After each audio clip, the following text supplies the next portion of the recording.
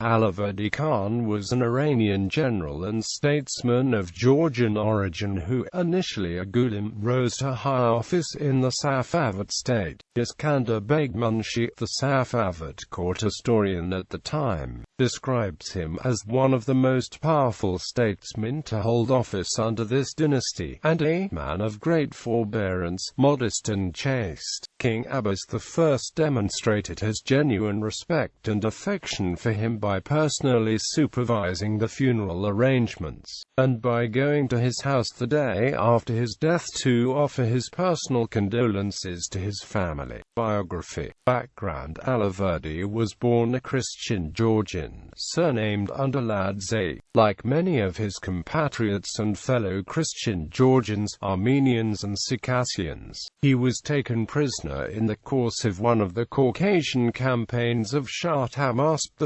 of Persia and converted to Islam to be trained for service in the ghulām army, a special military structure consisting of Christian captives that was created later by Abbas I to counterpoise the power of the qizilbash, which constituted the nucleus of the Safavid military aristocracy. Service under Shah Abbas I. In 1589, he took part in the assassination of the powerful minister and kingmaker Allahverdi Khan Ostaglu, who was secretly condemned to death by Shah Abbas I. As a result, he was made sultan and a governor of Jorpadaga near Isfahan, the Safavid capital. He then rapidly rose to higher offices and was appointed commander of the ghulām army, thus becoming one of the 5 principal officers in the Safavid administration by 1595 sixths.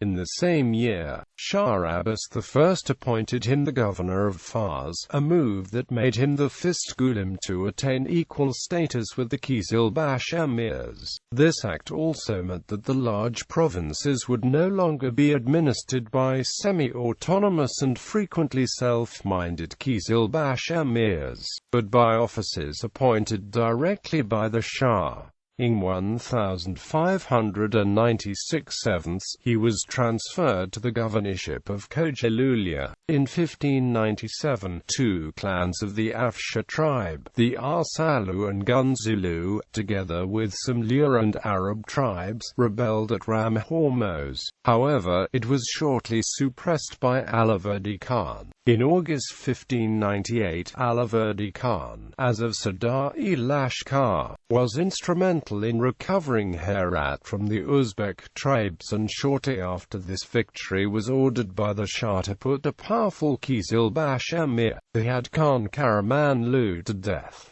This act turned Allahverdi Khan into the most powerful man in the Persian Empire after the Shah. From 1600 onwards, counselled by the English gentleman of fortune, Sir Robert Shirley, he reorganized the army and strengthened it by increasing the number of ghulām troops from 4,000 to 25,000. Allahverdi Khan led the Persian armies in a number of successful campaigns on both the eastern and the western frontiers of the Safavid Empire, including the 1601–2 conquest of Bahrain. In 1605, during the Ottoman-Safavid War of 1603–1618, Allahverdi Khan besieged the Ottoman city of Van. During the siege, he was informed of Ottoman reinforcements under Mehmed Pasha marching towards the city. He then sent an army under Karaçay Khan to stop the reinforcements from arriving, which he successfully accomplished. However, Allahverdi Khan later lifted the siege and returned to Abbas I, who was in Khoi. On the 6th of November, Allahverdi Khan took part in the Battle of Sufyan, where the Safavids decisively defeated the Ottomans.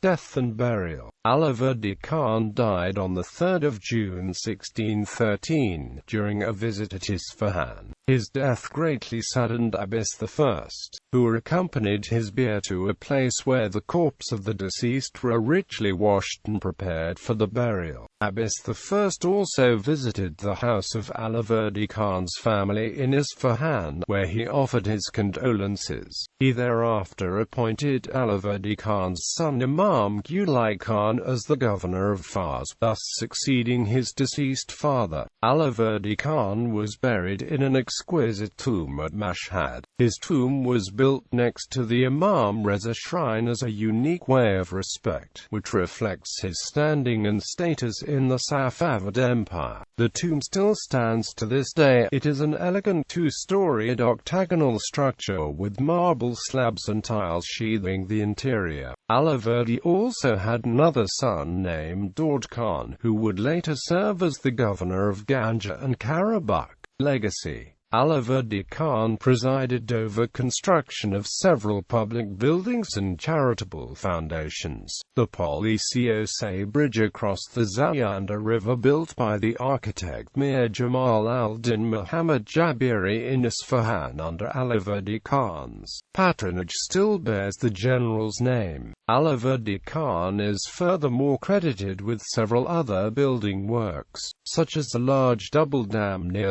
Sarab, a fortification around a village in Fars, a large case area or royal market in La, which impressed the Spanish envoy Garcia de Silva Figueroa, and a stately house near Nahavand for Abbas I. Allahverdi Khan also initiated the construction of a large theological college, Madrasa Khan, in Shiraz as a teaching base for the Islamic scholar Mullah Sadra. The project would be completed by his son Imam Ghulām Khan.